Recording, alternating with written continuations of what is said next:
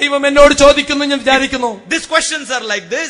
ചോദ്യങ്ങൾ ഇങ്ങനെയാണ്. If the Lord stands here, നമ്മുടെ കർത്താവിടെ നിന്നുകൊണ്ട്, and he looks into your heart and my heart, എന്റെ ഹൃദയത്തിലേക്ക് നിങ്ങളുടെ ഹൃദയത്തിലേക്ക് നോക്കിക്കൊണ്ട്, and if he asks a question like this, ഇങ്ങനെ ഒരു ചോദ്യം കർത്താവ് ചോദിക്കുന്നു വിചാരിക്കുക, what will be your answer, brother? എന്തായിരിക്കും നിങ്ങളുടെ ഉത്തരം? What will be your answer, sister? സഹോദരി, നിങ്ങളുടെ ഉത്തരം എന്തായിരിക്കും? The Lord would ask a question like this. ദൈവം ഇങ്ങനെ ഒരു ചോദ്യം ചോദിക്കുന്നു വിചാരിക്കുക, you call me love, നിങ്ങൾ എന്നെ സ്നേഹമെന്ന് വിളിക്കുന്നു. you call me love, നിങ്ങൾ എന്നെ സ്നേഹമെന്ന് വിളിക്കുന്നു. you sing about love, സ്നേഹത്തെ കുറിച്ച് നിങ്ങൾ പാടുന്നു, you preach about love, സ്നേഹത്തെ കുറിച്ച് പ്രസംഗിക്കുന്നു, you talk about love, സ്നേഹത്തെ കുറിച്ച് you സംസാരിക്കുന്നു, write about love, സ്നേഹത്തെ കുറിച്ച് എഴുതുന്നു. you call me love, നിങ്ങൾ എന്നെ സ്നേഹമെന്ന് വിളിക്കുന്നു.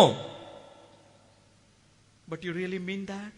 എന്നാൽ യഥാർത്ഥത്തിൽ അതിനർത്ഥം മനസ്സിലാക്കുന്നു. you call me love, നിങ്ങൾ എന്നെ സ്നേഹമെന്ന് വിളിക്കുന്നു, and you desire me not. എന്നാൽ നിങ്ങൾ എന്നെ ആഗ്രഹിക്കുന്നില്ല. I don't see that desire in your heart and life for that love. ആ സ്നേഹത്തിന് വേണ്ടിയുള്ള ആ അമിതമായ ആഗ്രഹം നിങ്ങളിൽ ഞാൻ കാണുന്നില്ല. I don't find that consecration and dedication in your life or in your family life towards that love of the Lord Jesus Christ. യേശുക്രിസ്തുവിന്റെ സ്നേഹത്തോടുള്ള സമർപ്പണവും വിശുദ്ധീകരണവും നിങ്ങളുടെ ജീവിതത്തിലും കുടുംബജീവിതത്തിലും കാണുവാൻ കഴിയുന്നില്ല. you call me love, നിങ്ങൾ എന്നെ സ്നേഹമെന്ന് and വിളിക്കുന്നു, you desire me not. എന്നാൽ നിങ്ങൾ എന്നെ ആഗ്രഹിക്കുന്നില്ല. you call me word, നിങ്ങൾ എന്നെ വചനമെന്ന് and വിളിക്കുന്നു, you read me not. എങ്കിലും നിങ്ങൾ വായിക്കുന്നില്ല. you call me giver, നിങ്ങൾ എന്നെ ദാതാവെന്ന് വിളിക്കുന്നു, and you ask me not.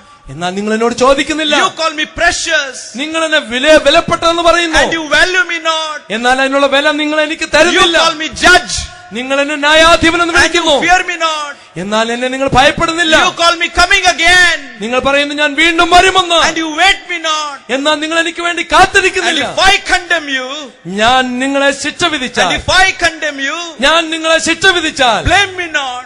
നിങ്ങൾ എന്നോട് പരാതി പറയരുത്. what will be your answer for these things, beloved? ഈ ചോദ്യത്തിന് നിങ്ങളുടെ ഉത്തരം എന്താണ്? why do I talk about this? എന്തിനാണ് ഞാൻ ഈ കാര്യങ്ങൾ പറയുന്നത്? oh, the love is departing today.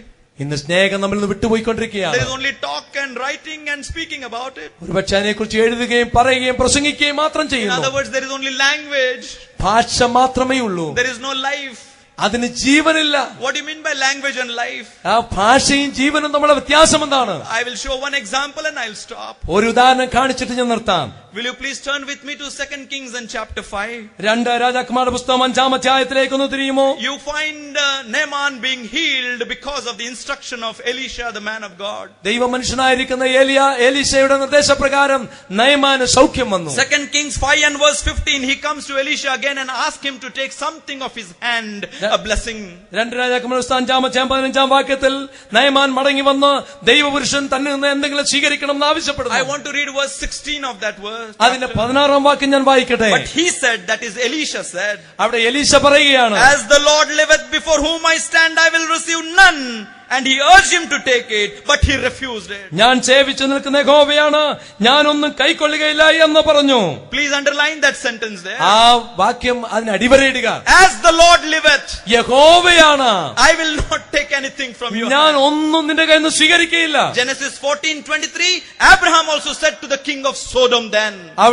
ഉൽപ്പത്തി പുസ്തകം 14-ാം അധ്യായം 23-ാം വാക്യത്തിൽ അബ്രഹാം സോദോം രാജാവിനോട് അതേ കാര്യം തന്നെ പറഞ്ഞു. this is the language of a spiritual man. അതൊരു ആത്മീക മനുഷ്യന്റെ ഭാഷയാണ്. but what happened there? എന്നാൽ അവിടെ എന്താ സംഭവിച്ചത്? why he denied all blessings from Naaman? ആ നയമാനുള്ള അനുഗ്രഹങ്ങളെല്ലാം അവൻ വേണ്ടെന്ന് വെച്ചു. there was somebody standing at the door. എന്നാൽ അവിടെ വാതിൽക്ക് ഒരാൾ നിൽപ്പുണ്ടായിരുന്നു. servant of Elisha, the man of God. എലീശയുടെ ദാസനായിരിക്കുന്ന ദൈവത്തിന്റെ ദാസൻ. his name was Gehazi. അവന്റെ പേര് ഗേഹസി he എന്നായിരുന്നു. saw all that. അവൻ ഇതെല്ലാം കണ്ടു. he was surprised with that. അവൻ അത്ഭുതപ്പെട്ടു. he thought master is doing a big mistake in his life. ഓ, യജമാനൻ തന്റെ ജീവിതത്തിൽ ഒരു വലിയ തെറ്റ് ചെയ്യുന്നതായിട്ട് തോന്നി. look at verse 20.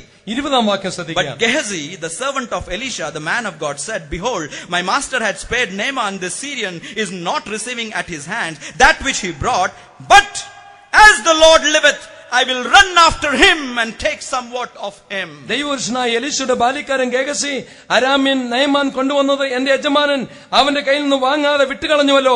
യഹോവയാണ്, ഞാൻ അവന്റെ പിന്നാലെ ഓടിച്ചെന്ന് അവനോട് അല്പമെങ്കിലും വാങ്ങുമെന്ന് പറഞ്ഞു. did you notice the language of Gehazi? ഗേഹസിയുടെ ഭാഷ നിങ്ങൾ ശ്രദ്ധിച്ചോ? being with Elisha, he learned that. എലീശയുടെ കൂടെ താമസിച്ച് അവനെ പഠിച്ചതാണ്. Elisha said, as the Lord liveth. എലീശ പറഞ്ഞു യഹോവയാണ്. he also says, as the Lord liveth. ഇവനും പറയുന്നത് യഹോവയാണെന്ന്. but as the Lord liveth, Elisha denies to receive anything. എലീശ യഹോവയാണ് എന്ന് പറഞ്ഞിട്ട് ആ അനുഗ്രഹങ്ങൾ തിരസ്കരിക്കുകയാണ്. But he uses the same language, as the Lord liveth, I will surely receive something from him. ഇവിടെ Gehazi അതേ ഭാഷ തന്നെ ഉപയോഗിക്കുന്നു, യഹോവയാണ് എന്നിട്ട് സ്വീകരിക്കുകയാണ്. Language is same, ഭാഷ ഒന്ന് തന്നെ, but the lives are different. എന്നാൽ ജീവിതത്തിന് വ്യത്യാസം. Today that is the gap between what we speak and how we walk. ഇന്ന് അതേ വിടവ് തന്നെയാണ് സംഭവിച്ചിരിക്കുന്നത് നമ്മുടെ ഭാഷയിലും നമ്മുടെ ജീവിതത്തിലും. What is the result there? അതിന്റെ പരിണിത ഫലമെന്തായിരുന്നു? I am just coming back to that last verse. ഞാൻ അതിന്റെ അവസാന വാക്യത്തിലേക്ക് വരട്ടെ. The leprosy of Naaman came upon Gehazi. നയമാന്റെ കുഷ്ഠം ഗേഹസിയുടെ മേൽ വന്നു. May I tell you, beloved, പ്രിയപ്പെട്ട ഞാൻ പറയട്ടെ, those who live such double kind of life, ഇങ്ങനെയുള്ള വ്യത്യസ്ത ഡബിൾ ജീവിതം ജീവിക്കുന്നവർ, the language is spiritual, ഒരുപക്ഷെ ഭാഷ the ആത്മീയമായിരിക്കാം, life has no power inside, എന്നാൽ ജീവിതത്തിന് യാതൊരു ശക്തിയും ഉള്ളിലില്ല. still living in sin, പാപത്തിൽ ജീവിക്കുന്നു, still continue in sin, എന്നിട്ടും പാപത്തിൽ ജീവിക്കുന്നു, and do not have the power of godliness in their life. ദൈവഭക്തി ജീവിതത്തിലില്ല. They are having an unseen leprosy in their life. അവരുടെ ജീവിതത്തിൽ കാണാൻ കഴിയാത്ത കുഷ്ഠരോഗമുണ്ട്. What happened to Gehazi? ഇവിടെ ഗേഹസിക്ക് എന്താ സംഭവിച്ചത്? Leprosy of Naaman came upon him. നയമാന്റെ കുഷ്ഠം അവന്റെ മേൽ വന്നു. But I wonder when I read that verse. ഞാൻ ആ ഭാഗം വായിക്കുമ്പോൾ ഞാൻ അത്ഭുതപ്പെടാറുണ്ട്. For in that I see the love of God in the judgment of God. ദൈവത്തിന്റെ ന്യായവിധിയിലും ദൈവസ്നേഹം ഞാൻ അവിടെ കാണുന്നു. Where is the love of God in the judgment on Gehazi? ഗേഹസിയുടെ മേൽ വന്ന ന്യായവിധിയിൽ എവിടെയാണ് ദൈവസ്നേഹം? Look at verse 27. 27 വാക്യം നോക്കുക. And he, Gehazi, went out from his presence, a leper, now notice, as white as snow.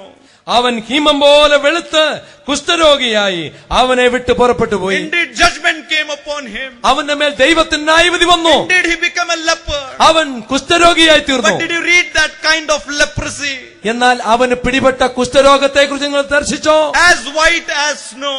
അവൻ ഹിമം പോലെ വെളുത്തു. It was a different kind of leprosy. അത് വ്യത്യസ്തമായ ഒരു It was കുഷ്ഠരോഗമായിരുന്നു. not an unclean leprosy. അത് അശുദ്ധമായ It കുഷ്ഠരോഗമല്ല. was not for him to be isolated from the people. അവൻ അവരുടെ സമൂഹത്തിൽ നിന്നും അവൻ വേർതിരിക്കപ്പെട്ടില്ല. His leprosy was white as snow. അവന്റെ കുഷ്ഠരോഗം ഹിമം പോലെ വെളുത്തതായിരുന്നു. You can turn to Leviticus 13 and 13 and you find there what that mean to us. ലേവ്യ പുസ്തകം 13 അധ്യായത്തിൽ അതിന്റെ അർത്ഥം എന്താണെന്ന് നിങ്ങൾ കാണുവാൻ കഴിയും. In judgment, God has shown His mercy and love towards this man. ആ ന്യായവിധിയിലും ദൈവം തന്റെ കരുണ ആ മനുഷ്യനോട് കാണിച്ചു. Same thing God is doing for us today. ഇന്നും ദൈവം അത് തന്നെയാണ് ചെയ്തുകൊണ്ടിരിക്കുന്നത്. But God is asking us to be constrained with His love. ദൈവ സ്നേഹത്താൽ നിർബന്ധിക്കപ്പെടണമെന്ന് ദൈവം പറയുന്നു. Let our language and our life mean the same thing. നമ്മുടെ ഭാഷയും ജീവിതവും ഒന്ന് തന്നെയായിരിക്കട്ടെ. Time comes and I close my Bible. ഞാൻ എന്റെ സമയം അവസാനിച്ചുകൊണ്ട് വാക്കുകൾ നിർത്തട്ടെ. But the desire of the Lord stands out for you and for me. എന്നാൽ എന്നെ നിങ്ങളെ കുറിച്ചുള്ള ദൈവത്തിന്റെ ആഗ്രഹം പിന്നെ നിൽക്കുന്നു. It is to comprehend the love of the Lord Jesus Christ. യേശുക്രിസ്തുവിന്റെ സ്നേഹത്തെ കുറിച്ച് ഗ്രഹിക്കണം. The breadth and the height and the length and the depth of it. അതിന്റെ നീളവും ഉയരവും വീതിയും ആഴവും ഗ്രഹിക്കണം. Having comprehended, He being greater than all. അവൻ സകലത്തേക്കാൾ വലിയവനാണെന്ന് ഗ്രഹിക്കണം. That His love is a seeking and saving love. അവന്റെ സ്നേഹം അന്വേഷിക്കുകയും രക്ഷിക്കുകയും ചെയ്യുന്ന സ്നേഹമാണ്. It's a keeping love and uniting love. അത് സൂക്ഷിക്കുകയും ഒരുമിച്ച് ചേർക്കുകയും ചെയ്യുന്ന What സ്നേഹമാണ്. will be your reply this evening to Him? എന്നാൽ വീണ്ടും അവൻ ചില കാര്യങ്ങളോട് ആവശ്യപ്പെടുന്നു. You can read 1 Corinthians chapter 13 verse 1, 2 and 3. 1 കൊരിന്ത്യർ 13 അധ്യായം 1 മുതൽ 3 വരെയുള്ള വാക്യങ്ങൾ You വായിച്ചു will have നോക്കുക. all spiritual things in your life. നിങ്ങളുടെ ജീവിതത്തിൽ എല്ലാ ആത്മീക But കാര്യങ്ങളുണ്ടായാലും if that is not motivated or constrained by love, അതൊന്നും സ്നേഹത്താൽ ഒരുപക്ഷെങ്കിൽ നിർബന്ധിക്കപ്പെടുന്നതായിരിക്കണമെന്നില്ല. in verse 1 Apostle Paul says, I give nothing. അവിടെ 1 വാക്യത്തിൽ പൗലോസ് പറയുന്നു ഞാൻ ഒന്നും കൊടുക്കുന്നില്ല. Verse 2 he says, I become nothing. 2 വാക്യത്തിൽ ഞാൻ ഏതുമില്ല. Verse 3 he says, I gain nothing. 3 വാക്യത്തിൽ ഞാൻ ഒന്നും നേടിയിട്ടില്ല. Your life will be useless and vain, brethren. നിങ്ങളുടെ ജീവിതം തന്നെ ശൂന്യമായ നിലയിലാണ്. If this evening you do not constrain yourself with the love of the Lord Jesus Christ, having comprehended that on the cross of Calvary. ഇന്ന് യേശുക്രിസ്തുവിന്റെ സ്നേഹത്താൽ നിങ്ങൾ നിർബന്ധിക്കപ്പെട്ടിട്ടില്ലെങ്കിൽ കാൽവറിയിലെ ക്രൂശിലേക്ക് നോക്കി ആ സ്നേഹത്തെ ഗ്രഹിക്കുവാനിടയാകട്ടെ. I would request you to close your eyes. നിങ്ങളെ കണ്ണുകൾ അടയ്ക്കുവാൻ ഞാൻ നിങ്ങളോട് ആവശ്യപ്പെടുന്നു. Bow your head. നിങ്ങളുടെ തലകളെ വണക്കുക. The love of the Lord Jesus Christ is calling you today. യേശുക്രിസ്തുവിന്റെ സ്നേഹം ഇന്ന് രാത്രി നിങ്ങളെ വിളിക്കുന്നു. If you have not believed in Him, ഇന്നുവരെയും അവനെ നിങ്ങൾ if you വിശ്വസിച്ചിട്ടില്ലെങ്കിൽ, have not accepted Him as your Lord and your Savior, നിങ്ങളുടെ കർത്താവ് രക്ഷിതാവുമായി അവനെ അംഗീകരിച്ചിട്ടില്ലെങ്കിൽ, this can be your evening. ഈ രാത്രി നിങ്ങളുടെ രാത്രിയായി തീരട്ടെ. Now is the day, now is the time of salvation. ഇത് രക്ഷാ ദിവസമാണ്. Now is the time of acceptance. ഇത് അംഗീകരണത്തിന്റെ ദിവസമാണ്. Would you see this love before you today? ഇന്ന് ആ ദൈവസ്നേഹത്തെ നിങ്ങളുടെ മുമ്പിൽ കാണുമോ? Oh sinner, the Lord is calling you by name. പ്രിയ സഹോദരാ, ദൈവം നിങ്ങളെ പേര് ചൊല്ലി വിളിക്കുന്നു. Will you just stand up and say, Lord, here I am? നിങ്ങൾ എഴുന്നേറ്റ് നിന്ന് അവനോട് പറയുമോ, ഇതാ അടിയൻ ഇതാ. Any young brother, ഏതെങ്കിലും യുവാക്കന്മാർ, any old brother, പ്രായമുള്ള സഹോദരന്മാർ, any person who want to give the life to the Lord Jesus Christ today, ഇന്ന് യേശുക്രിസ്തുവിന് വേണ്ടി നിങ്ങളുടെ ജീവിതത്തെ കൊടുക്കുവാൻ ആഗ്രഹിക്കുന്ന ആരെങ്കിലും ഉണ്ടെങ്കിൽ, any sister, ഏതെങ്കിലും സഹോദരിമാർ, any young girl, യുവതികൾ, anyone who wants to accept the Lord Jesus Christ, യേശുക്രിസ്തുവിനെ രക്ഷിതാവായി സ്വീകരിക്കുവാൻ ആഗ്രഹിക്കുന്ന I ആരെങ്കിലും request you ഉണ്ടെങ്കിൽ to please close your eyes. നിങ്ങളുടെ കണ്ണുകളെ അടയ്ക്കുക. Anybody today, ആരെങ്കിലും ഇന്ന് രാത്രി, Lord, I want to thank you for your love. നിങ്ങളെ സ്നേഹത്തെ ഓർത്ത് ഞാൻ ദൈവത്തെ സ്തുതിക്കുന്നു. Thank you for dying for me on the cross. കർത്താവേ, എനിക്ക് വേണ്ടി നീ ക്രൂശിൽ മരിച്ചതിനായിട്ട് Thank നന്ദി. you because you were buried and you rose again. നീ എനിക്ക് വേണ്ടി അടക്കപ്പെട്ട് ഉയർത്തെഴുന്നേറ്റുള്ളതിനായിട്ട് Now I സ്തോത്രം. accept you as my Lord and my Savior. കർത്താവേ, ഞാൻ അങ്ങയെ രക്ഷിതാവും കർത്താവുമായി സ്വീകരിക്കുന്നു. Anyone who wants to give their life to the Lord, യേശുക്രിസ്തുവിന് വേണ്ടി ജീവിതത്തെ കൊടുക്കാൻ ആഗ്രഹിക്കുന്ന ആരെങ്കിലും ഉണ്ടെങ്കിൽ don't look at your friends. നിങ്ങളുടെ സ്നേഹിതന്മാരെ നോക്കണ്ട. Don't listen to the voices that you hear now. നിങ്ങൾ കേൾക്കുന്നതായ ഈ ശബ്ദത്തെ നിങ്ങൾ ശ്രദ്ധിക്കുക. Don't postpone it for tomorrow. നാളത്തേക്ക് മാറ്റിവെക്കരുത്. Now the Lord is calling you. ഇപ്പോൾ ദൈവം കർത്താവ് നിങ്ങളെ വിളിക്കുന്നു. And if you are a believer, നിങ്ങൾ വിശ്വാസിയാണെങ്കിൽ, if you are not constrained with that love, ക്രിസ്തുവിന്റെ സ്നേഹത്താൽ നിങ്ങൾ ഇതുവരെ നിർബന്ധിക്കപ്പെട്ടിട്ടില്ലെങ്കിൽ, husbands not loving wives, ഭർത്താവ് ഭാര്യയെ സ്നേഹിക്കുന്നില്ലെങ്കിൽ, parents not loving children, മാതാപിതാക്കന്മാർ മക്കളെ സ്നേഹിക്കുന്നില്ലെങ്കിൽ, no love in the family, കുടുംബത്തിൽ സ്നേഹമില്ലെങ്കിൽ, no love in the assembly, സഭയിൽ സ്നേഹമില്ലെങ്കിൽ, not constrained with that love, ആ സ്നേഹത്താൽ ഇതുവരെയും നിർബന്ധിക്കപ്പെടുന്നില്ലെങ്കിൽ, would you say, Lord, forgive me? കർത്താവിനോട് പറയുമോ, കർത്താവേ എന്നോട് ക്ഷമിക്കണമേ. And constrain me with that agape love. ആ അഗപ്പെ സ്നേഹത്താൽ കർത്താവേ എന്നെ നിർബന്ധിക്കണമേ. May the Lord bless you to do this decision in your life. ഈ തീരുമാനം ഇന്ന് രാത്രി ദൈവസന്നിധിയിൽ എടുക്കുവാൻ ദൈവം നിങ്ങളെ സഹായിക്കട്ടെ.